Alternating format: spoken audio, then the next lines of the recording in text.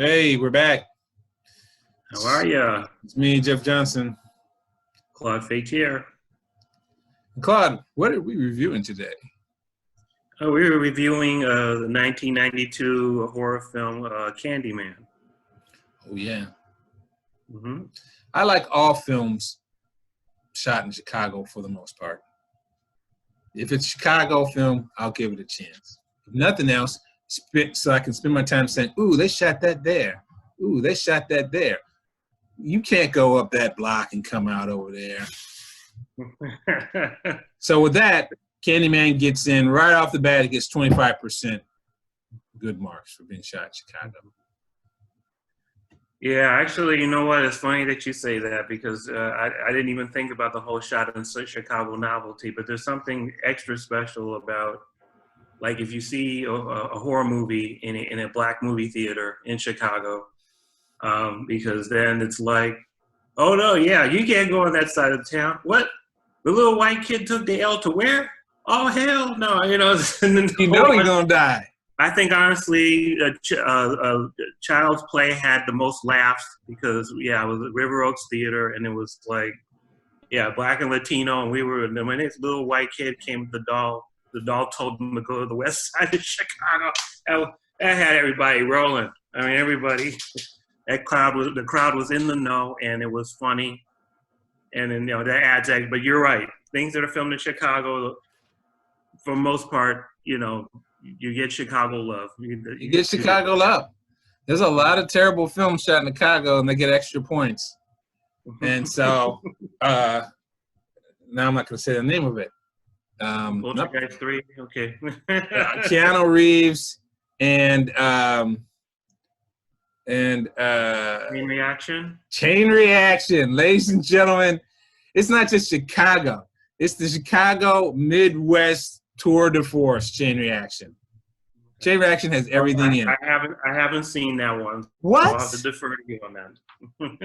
Chain Reaction, Claude. Again, not only is it for the Chicago love, but it's like Chicago drinking party. Like if you name the right street or the anomaly, right? Like, they're supposed to go to Washington, D.C. You got to watch Chain Reaction. Come on, man. They're supposed to be going to Washington, D.C. And when they walk out of one of the Capitol building, or the Capitol building is the backside of the Museum of Science and Industry. They didn't even really disguise the police cars at all. As he's running down the steps. It's the back steps and the backside of Science and Industry. It's a complete, it's almost like playing jigsaw puzzle. You can watch Chain Reaction, and you can do it as a jigsaw puzzle. And then you can talk about all the pieces of Chicago that they didn't put together in a proper way. Keanu Reeves runs north on Michigan Avenue. He climbs up the Michigan Avenue Bridge while it's opening, of course, and jumps from one side to the other to get away from the cops, and slides down the bridge. That would hurt, and it wouldn't be sliding. But that doesn't matter. Slides down the backside of the bridge, runs north on Michigan Avenue all the way to Union Station, ladies and gentlemen, which is on the southwest side of the loop. You can't run north to Union Station. But he runs north all the way to Union Station. Okay. All right, let me rein this in. Let me rein it in. That's the show to watch. We'll cover this another time. It'll be Chicago love.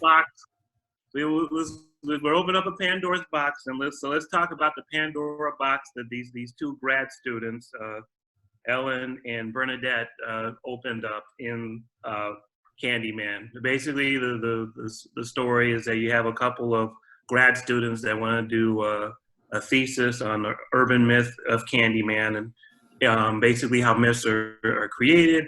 Are they based on something that happened? And they're looking into a story of a real crime that took place that was blamed on Candyman, and they unknowingly awaken Candyman's presence for real.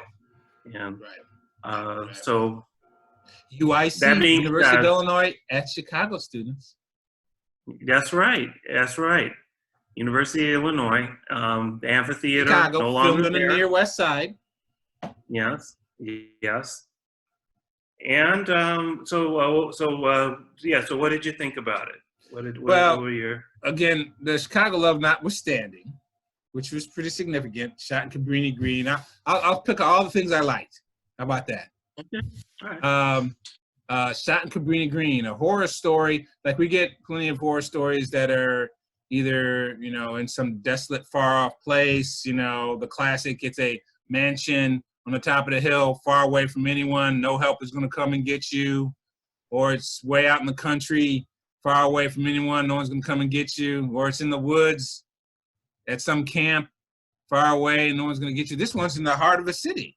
I mean, they keep showing shots of it directly in the city. They go further and give you a little spooky foreshadowing to say that our grad student who's living in a fine, you know, high-rise apartment building with great-looking furniture and nice views, she's like, I did my research, and it turns out, spookily, my fancy high-rise apartment building was designed the exact same way as this Chicago public housing building, which is full of crime and where a tragic murder occurred that people are associating with a, you know, some spooky, mysterious lore, but it was built in a building that was built the exact same way mine is. What could happen with that foreshadowing? So, so you get that. You get a horror movie right in the middle of, you know, a populous space, right? You know, so that turns the kind of horror piece on its head to say, okay, well, you know, how horrible could it be? There's lots of people around. You know, you could always just run next door to a neighbor and you'll be safe, right? Well, no, they throw us into a thing. Well, no, this is an environment that's not safe. It's, you know, it's a public housing building that's been overrun with crime, and that's what leads, you know, our heroes to believe that it's just crime, and people happen to add folklore to it, but the folklore part is clearly just folklore. It's what maybe proves that it's fantasy, that some attributing it to the monster is some fantasy, because these folks' lives are so harsh, living in poverty and gang-infested environment, that, you know, it couldn't possibly be something spooky. And so their first terror is trying to investigate this thing in a place where they might get mugged while they're doing their research, and the tension heightened. So that's another thing I guess I like. We talked about before is that when you take a story and you give me different kinds of genres and put them together, I give you some credit for that, right? It makes it intriguing, exciting. I binge watched The Matrix the other day, and it reminded me the elements of horror and gore that were in the first Matrix were jarring. I don't know if you remember them, but, you know, you went in there for a super cool looking high-tech science fiction movie, and all of a sudden the guy's talking about take a blue pill and take a red pill, and I'm like, that's kind of spooky, right? And then, so he takes the blue, oh no, even before then, the guy makes his mouth disappear. That's kind of horrifying, and puts a bug in his belly, and that's horrific. And then he says, take a blue pill or white pill, and I'm like, that's creepy. And once he takes the pill, he immediately is trapped in amniotic fluid with tubes on his head, and now we're like, you know, it was very horrifying.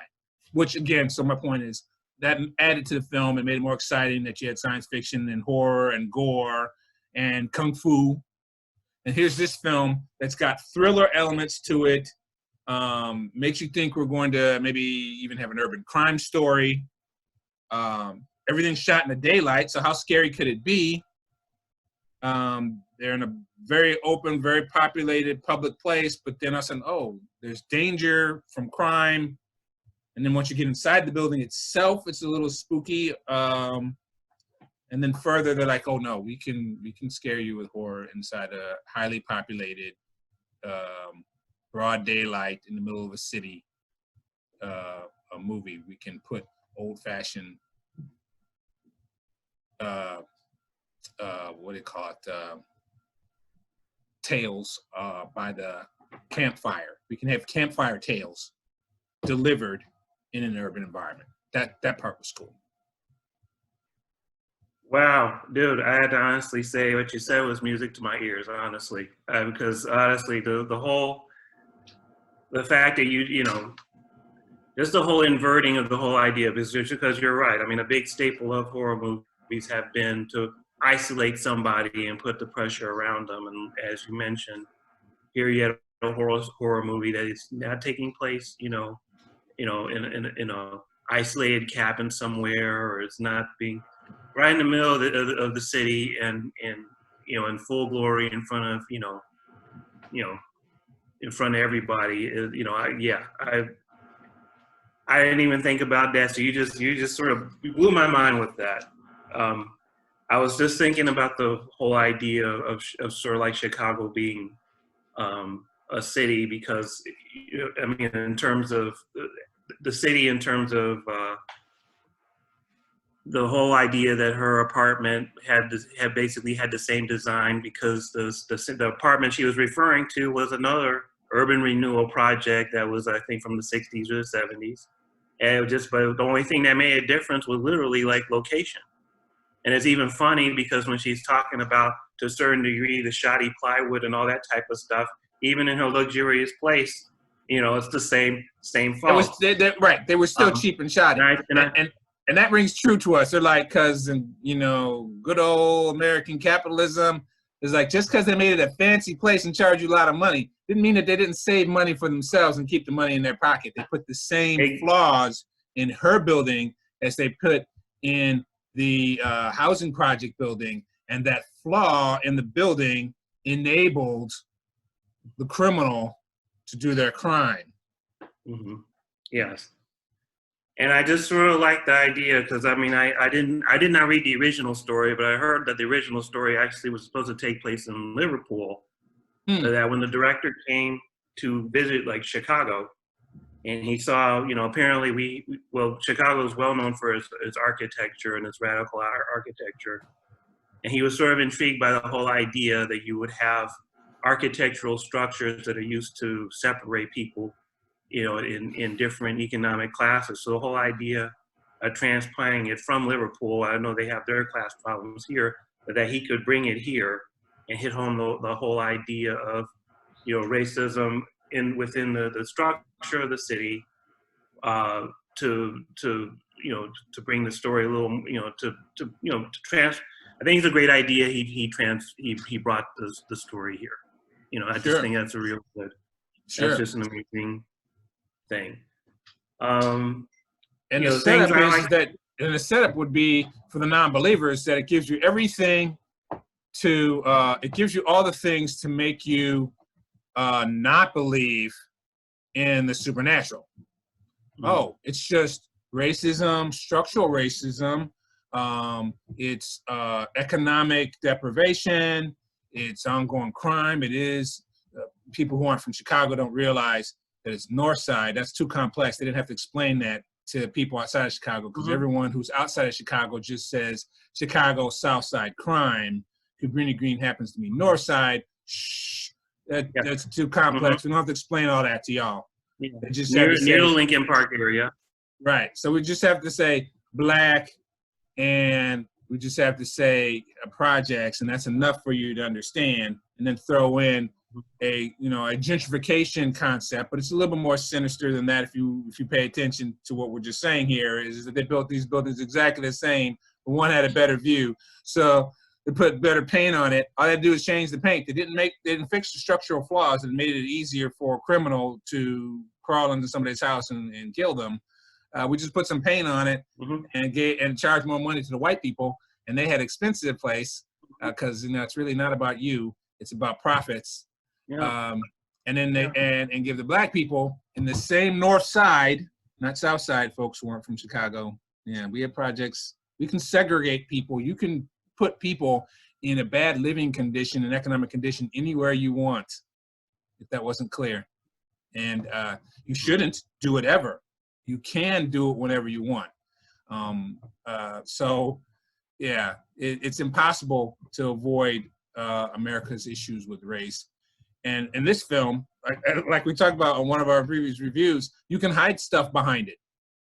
Our brainwashing and ignorance around this fictional mirage known as race, you can hide plot points behind them. And this film, maybe we'll unpack some more during our review here, but I brought that up to you before. I said that would be a perfect way for you to do storylines, is that you just hide it behind race.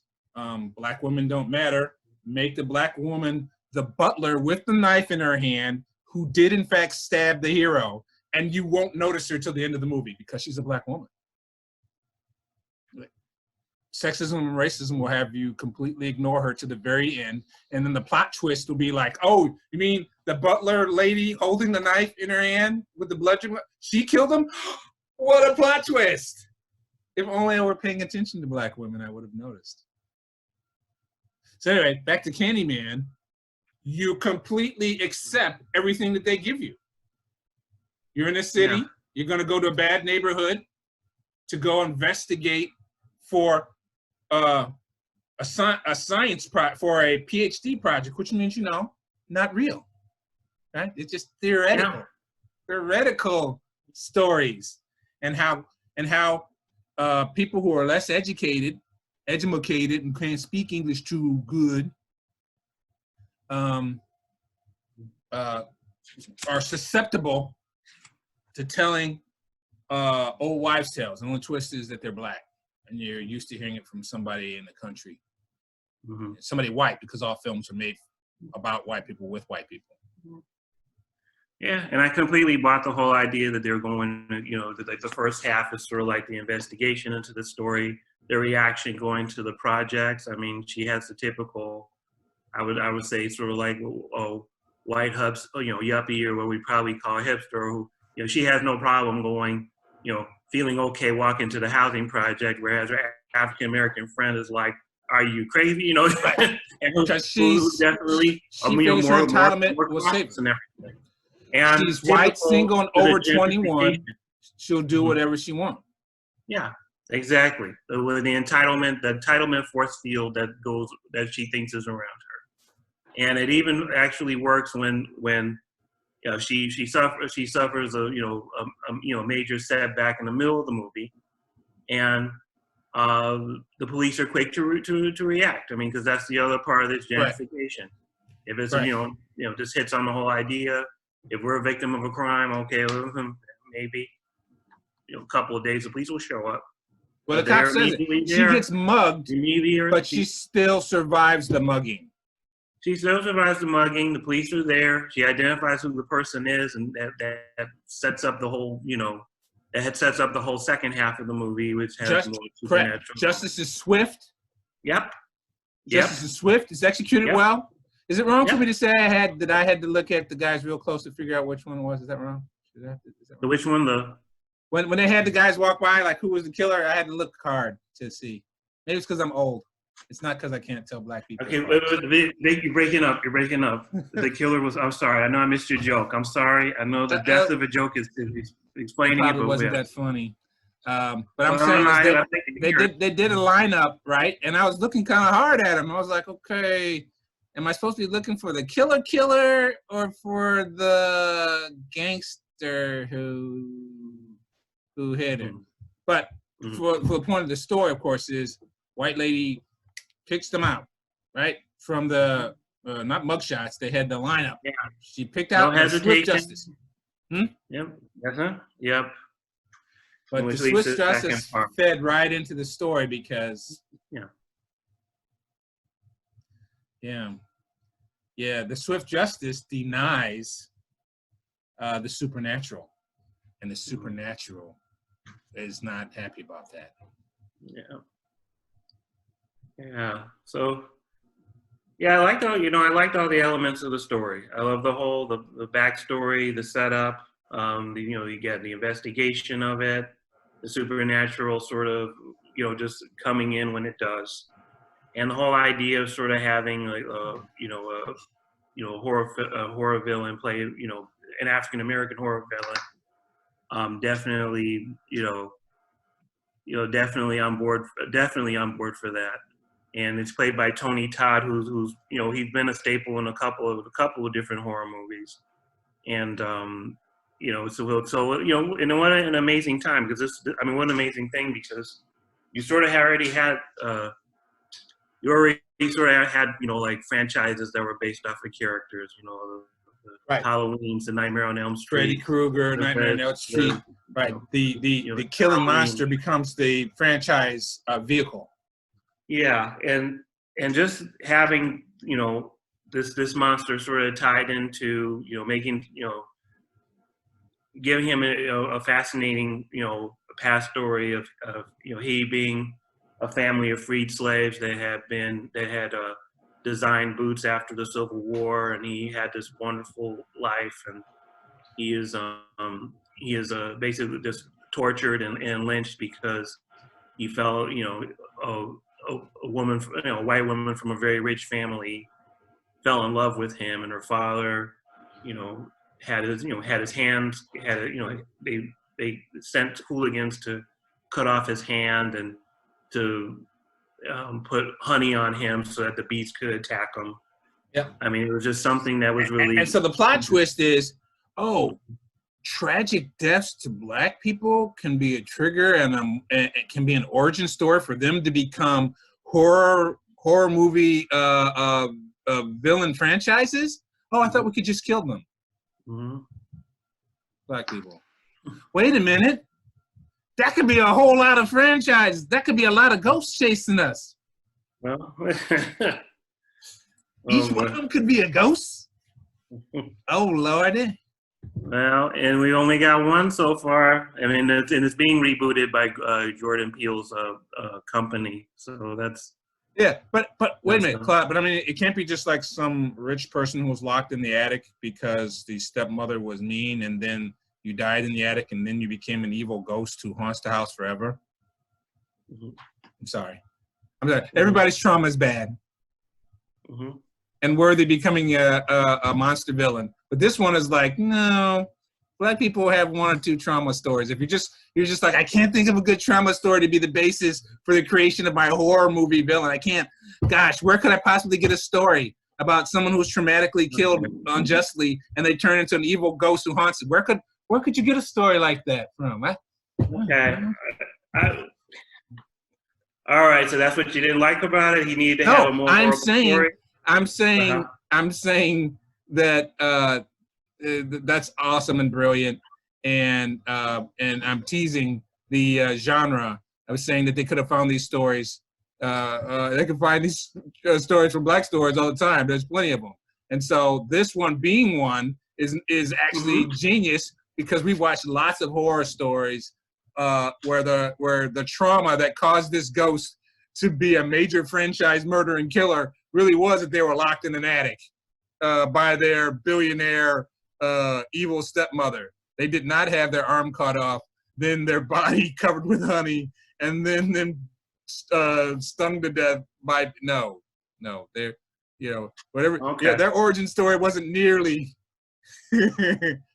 All right, I was a little slow. I know you were making fun of something, but it was like because I was thinking that this built up to the point, like you said, that usually people who've been in that Black people got plenty. We could definitely have more stories, and I'm definitely with you there. And I think also it was just I thought it was a great idea that you have again an idea of a franchise villain because I mean we were basically underrepresented in the horror genre, and there's plenty of pain there. But yes. This is translate to horror movies. Let me say it plainly: horror movie writers. Plenty of tragic stories from Black people. In fact, if you think about it, all y'all should be haunted right now. Mm-hmm. Well, okay, that's a bigger point. Yes. I see dead people, right. And some of them don't even know they're dead, and those dead people want help and justice for the killings that happened to them. Wow, yeah. Mm-hmm. So, anyways, that's what this story is: a lynching. On this kind of lynching, they cut off his hand, so it becomes a hook. And then they spread his body with honey and the bees stung it, and that's the vague story. But again, they catch you in it, right? They turn your hook with like, wow, that's a terrible a lynching story that you totally believe, right? Mm-hmm. You totally believe, yeah, it totally happened. And then you're totally like, yeah, but they can't become ghosts because Freddy Krueger's white. Mm-hmm. So you don't have to worry about it. You don't have to worry about it. It's not going to be real. And just go up in there. Hey, you can't get mugged, Green. You're a white lady. Just walk up in there. You're not gonna get mugged. And the horror stories can't be real about black people. Or because they get killed all the time. Just to be swift. Yeah, right. They get killed all the time. Mugged, but the police will be there. You know. They'll show up just in time to save the day for you. A black cop will rescue you. Mm-hmm. They gave him a black cop. The black cop will rescue you because he's black. He has to serve you. He'll get killed by Jason and Michael Myers, but you, white lady, will be perfectly fine. So you have every reason to feel safe until you don't feel safe in this film. Mm-hmm. And not only that, he didn't just come out and hack and slash her, and then she's gone, and she just works his way through 20 people. It gets deeper than that, which I appreciated, right? It was like, no, he's gonna mess with you. Mm-hmm. He's not just gonna, kill you and then kill 3 more white ladies in a row. The end, the 30 white lady killing movie, and then one white lady gets to live and lights him up, chops him up in some ceremonial way, and then she survives. No, this story gives us a nice little plot twist. Mm-hmm. First, has him mess with her, and that was engaging because, as we talked about before, horror is your genre. You love horror movies. I do not like this genre, but I enjoyed a lot of these elements I'm describing to, like the fact that he didn't just kill her up one good time. He messed with her. And you're like, oh, well, where's this going? Yeah. You're like, he's going to mess with her. You know what? I have to make sure that you mess with my legend. So ergo, I need to bring the legend back, and that's that's been. When does that ever happen in a horror movie? It's not just like he's just gonna come out and stab me. He's like, hold on a second. No. Oh no. People were scared of me. I was like going for years and years being an urban legend, and you just like erased my urban legend. I have a problem with that. Mm-hmm. I'm gonna have to fix that. You're gonna help me. I'm gonna mess with you for the rest of the film, putting it back. Yeah. What do you mean you don't believe? And you want to write a thesis and tell people that they shouldn't believe? Here, come on. Yeah. Right. The other stories are just about I'm gonna make you believe because I'm gonna just kill 30 people in the film. This dude's like, no, you're gonna fix the problem that you caused for me, that people don't believe that I'm a real supernatural creature. So we're gonna fix that tonight. Mm-hmm. That's cool. That's a cool and interesting twist to the iconic horror villain characters. He's not mindless, and he's not egoless. He has an ego. He's like, no, I've got to redeem myself. You messed me up. Now we got to go back and make my legend come back. Mm-hmm. Yeah, that's pretty good. Yeah. What else did you like about it? Because you revisited it a little bit, and that's what got you excited about Candyman, right? Yeah, I revisited it because honestly, the first time I saw it, I mean, I just thought it was sort of interesting, and I didn't feel compelled necessarily to see the second movie. I just thought it was a pretty interesting movie, but I have been used to other movies, and this was just sort of like, okay, this is pretty, it's pretty good.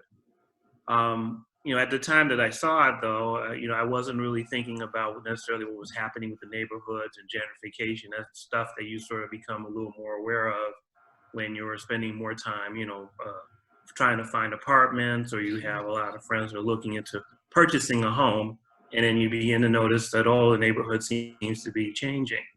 Yep. So I just sort of said, this is, gentrification has become a very, especially now, a very big issue in the city. And I figured it would be curious just to sort of look back on it, and it definitely hit on hit on the very, it hit on the very, points that I thought was, was interesting. How one location is valued, the other place isn't, and just the whole.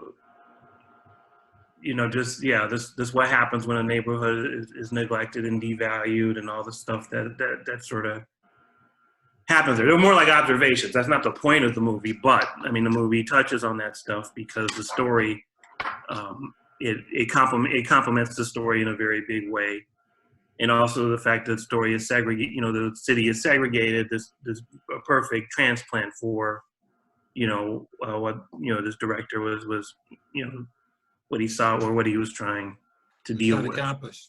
Yeah. Yeah.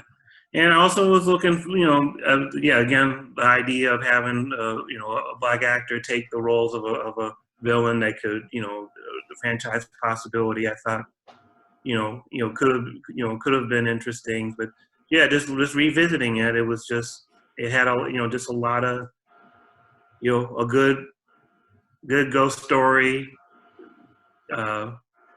presence that really has like you said, an engaging reason to exist. And then apparently this was the inspiration. terror that seems to be built on the investigation, and then in a way steps taken to make her a questionable source by setting her up to be the killer was I mean, to me the plot was entertaining, and and so so this it was a little bit of a gem, and I'm excited to see, in terms of, again, gentrification being a big thing, especially now, that if they're doing the reboot, I do definitely want to see how they visit that idea too. I think it'll be exciting. Is it which one is doing it? Starsky or Hutch? Peele, right? Yeah, he's done Peele, all the horrors. Is he executive producing it, or is he directing it? No, he's executive producing it, and he has a young lady. I have to look up her name again. A young lady who is directing it, and which is cool. So he's creating. What happened? I'm sorry. It's cool because he likes the genre. He wants to keep doing horror films. He's creating opportunities for others. Apparently, Candyman was like a really influential to him. Like, he was one of the first films that he really dug. So that's cool. Again, I don't like the genre, but of course, I've watched Get Out, and I went and watched Us. I like the twistiness of it. Mm-hmm. I like that Peele is a big twisty guy. And so if he takes this and does a similar type of twist, and I'll just go further, I'll throw on top of my thesis that I'm throwing out here, is that one, you and I talk about there's plenty of black stories to be told. Two, since you haven't told the stories from a black direction, you're in for plural America, are in for a whole lot of story twists and plot twists in a very easy way, as they but as they manipulate your mental blind spots, as the stories manipulate the illusion of race. Who knows? It's impossible to be in America and tell stories without covering race. But perhaps, like all good forms of art, it will find a way to burst the bubble that's mixing my metaphors, to blow away the mirage of race, because you'll keep getting tricked by saying, well, wait a minute. The only reason why I believe that this was so is because the person was black. Or the only reason why I believe this so is because the person was a woman. Or if you watch Us, the only reason why you were totally tricked is because it was a black woman.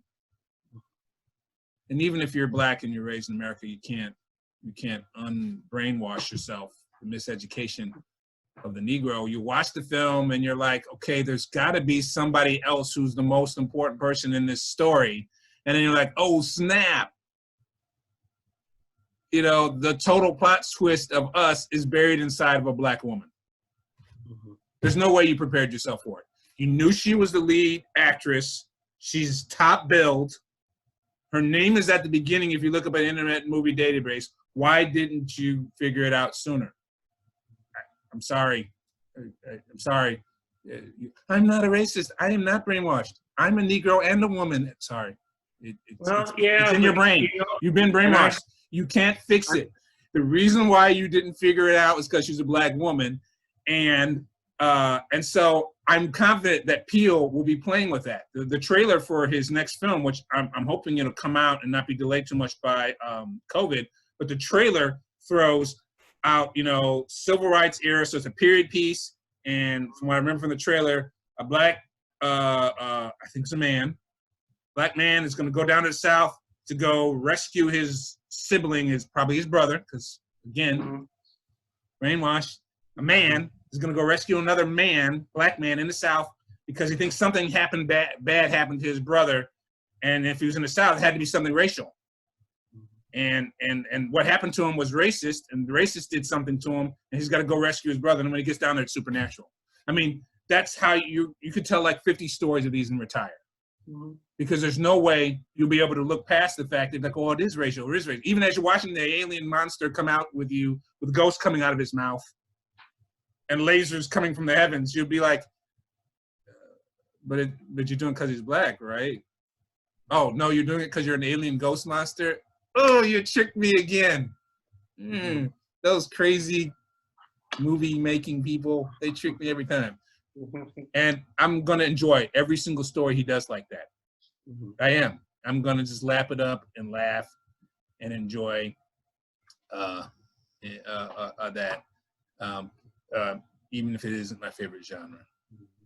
And you'll like it because it is your favorite genre.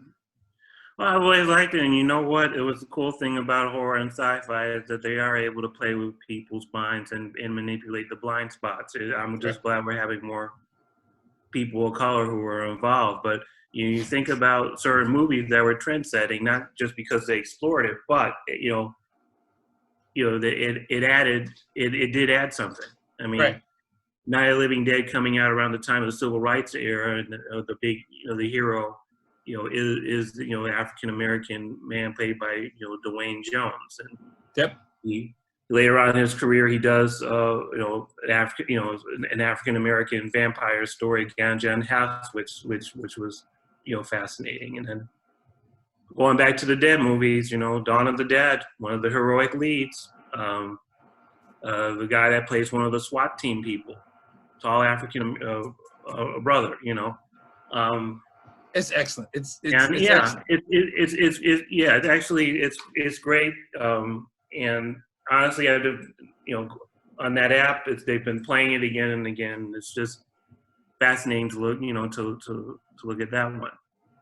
So, we want more, because people who've done, they've been able to use, horror, and I'm not even going to get into sci-fi, to play with people's minds, to get people to see something that they haven't seen before. Right.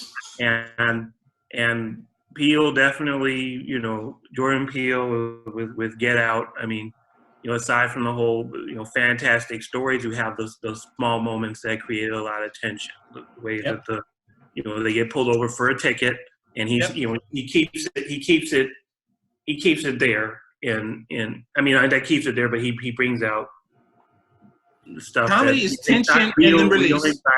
Real anxieties that people Exactly right. Comedy is tension and then release, right? And when release happens, that's when you laugh and everybody goes, right? Because they created a tension and then they pop it and then you release. That's comedy, right? But then, like, horror is like, look this way, and when you look back, the monster's standing right next to you holding a knife, because a monster needs a knife. You can't just be a monster. You just, the teeth isn't good enough. It's got a monster with a knife and a laser. Right? I would beg to differ because of the brilliant thing you said about this movie, where it wasn't about shadows. They had this thing happening in the middle. Because it could happen in broad daylight. But that's my point. Is that now we're going to get in your brain. Yeah. When I say I'm going to have you look the wrong direction and catch you, so I'm already thinking about Sixth Sense, and the boy goes up into the house to the girl's room. The girl who.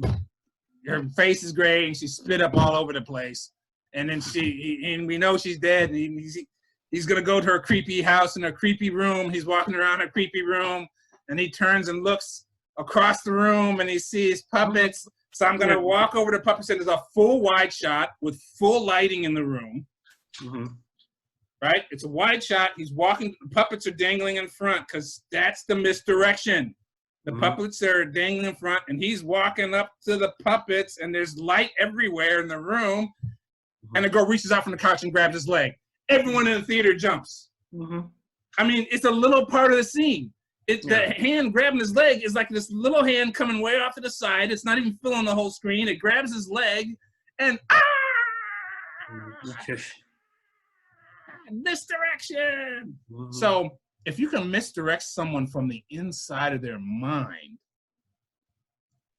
and then again, from us, what is profound, I misdirect you because you've been enculturated, you've been set upon by your life experience to think about something one way, such that you get right next to the edge of the screen and you look this way and you don't see what's gonna get you. Yeah, I would even say that just living in this country has been a lot of misdirection in terms of how we're perceived. So yeah, that just adds to it, and so yeah. The Candyman. All right, so it's not even clear to me, like what Candy had to do with it. Can I be critical now? Mm-hmm. There's no clear reason why there's Candyman or how Candy has anything to do with it. Candy's still left inside the apartment years after the killing and the death. No one cleaned up the apartment. The girl isn't smart enough to exit through the horrific apartment, come back. Did the police go inside the apartment? They just leave it as is because it's in the hood. Yeah, we're just gonna leave it trashy. We'll just leave it trashy, and one form of graffiti is the same as the other, and that's what's built into the storyline. It's just one form of graffiti rather than the other, rather than the police looking at it and then saying, "This dude is killing people." I don't get it though. Can you explain to me? Candy had nothing to do with it. It was not too much. I understand that it was basically some type of sacrifice based on the little belief systems, and then there are a couple of things for Candy. The other thing was it wasn't in the movie at all, though, right? The bonfire. The bonfire is something that I think was just apparently transported. That was apparently transported from the story because they have what's called, I guess in England, it's called sort of like a, I think it's a Guy Fawkes Day. It's just commemorates something called the Gunpowder Rebellion, which again is another interesting. It's a total transport, and we completely accepted it, right? We're like, it's a ghetto. They throw trash in the piles, and they're lawless over there, and they're gonna bonfire. You totally ignore the fact that, man, this is Chicago.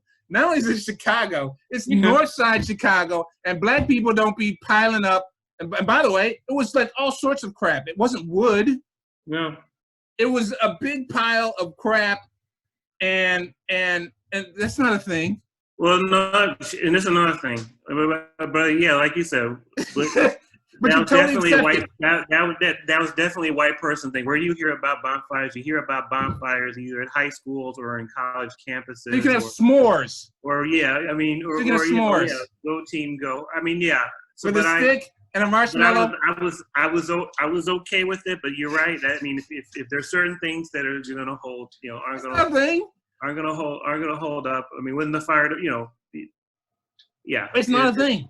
It isn't. And the only reason why you accept it as a thing is like, well, it's the hood and they're lawless and they have trash. No, well, I think it was a reference. It was a reference to the story, and I think that. But it doesn't, that. And it was a device necessary. Yeah, no, I'm not gonna cape for this. I'm not saying that it makes sense. It does not make sense. Maybe if it was a story about some drunk white frat boys, then we have a bonfire in the middle of Chicago. And they gave us the bees. I understand that, but they gave us the bees, and that's fine. But you know what? Insects are spooky on horror movie posters, and that's the only excuse they need. They don't have to explain to us why they did it. It works, right? They gave us bees. It works, and honestly, I just have a feeling that if it was sort of like if he was some type of bee elemental or something, I mean, that's something they could build on. They use a lot of like practical effects, and they actually did put like a whole bunch of bees in his damn mouth. They had a prosthetic, and Virginia Madsen apparently was allergic to bees, so they had to have a doctor on duty. So I mean, I think if they had a special effects body, they could have done cool things with the Which bees. Is the thing about horror movies is right. You can shoot them for low budget, right? And you can even have low budget movies that are still good. Again, it's the whole basis for film noir zombie movie. That's like cheap. Well, I only said two things. It's like, that's the whole point. It's like, I'm going to tell a compelling story, but I have a really, really low budget. Step one, film noir. Lots of shadows. Don't have to have a very good background because it's all going to be dark. You don't have to have good lighting. You don't have to have good lights. So that saves you money. Horror movie too. Yeah, that saves you money. Then what's the monster? Is the monster going to be super stainless steel spiky? No, that's too expensive, man. Look, there's zombies. How many ripped up, dirty clothes can you get? I can get lots of ripped up, dirty clothes. And what about the extras? Are they really talented? No, they have no talent at all. Good. They just have to walk like this. And then what about the special effects for killing them? Don't worry. Zombies, you just have to shoot them in the head. So you save money, right? You can tell a story. You can save money. And in this case, they had bees and probably a lot of risk with those. But the point is that insects are scary. And so even if it wasn't in a story, they're like, look, man, we got to make this sucker scary. Well, what can we do? Well, you're going to have a spider go in his mouth or a spider come out of his mouth. And then they're like, well, what's scarier than that? Bees are pretty scary. They crawl and they fly and they sting. Flies are just nasty, right? Flies work for Amityville Horror. They're just nasty. But bees, people are scared of bees, just like snakes. They get the total innocuous, can't hurt anybody snake. But in the film, the people don't know, right? Ooh, little rubber fake snake. You shake it good. Ooh. There's so many people who are triggered by snakes. You could spend 25 cents on a rubber snake. So yeah, I think the bees it was just smart. It made for an excellent poster. They had the bee crawling into someone's eye. That's another thing. People are creeped out by anything touching your eye. Yeah. And that had nothing to do with this movie, by the way, right? There's no inner meaning about the bees in the eyes. The bees are in the story, but it has nothing to do with a bee coming in your eye at all.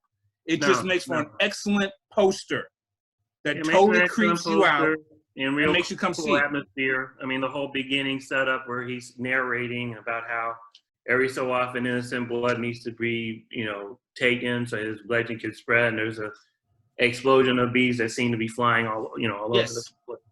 And then they allude to the bees during the fire when you see some sparks going up. Right, the sparks that come out of a bonfire are similar to bees. Yeah, no, I was fine with the bees, and you're right. It's a smart move, and it fit the story, and I'm fine with it. Yeah. It was just a smart effect to make horror, and then it gave you your climax horror, right? Because you gotta maximize the gross when you get to the end. You gotta what's the big thing, and people were triggered by bees. Yeah. That'll get it done. I mean, it doesn't bother me that much. Yeah, no, I'm triggered by bees. I always have a fear that I may be allergic. I don't know. You're breaking up. You're so triggered by it that you're digitally breaking up right now, Claude. Are they attacking you? You got to say it again. See, Claude, the bees are attacking your digital right now. So